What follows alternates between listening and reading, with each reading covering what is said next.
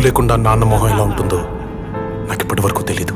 ఏ కష్టం ఎదురొచ్చినా, కన్నీళ్లు ఎదిరించినా, ఆనందం అనే ఉయ్యాలలో నన్ను పెంచిన నాన్నకు ప్రేమతో, నాన్నకు ప్రేమతో, నాన్నకు ప్రేమతో అంకితం నా ప్రతీక్షణం.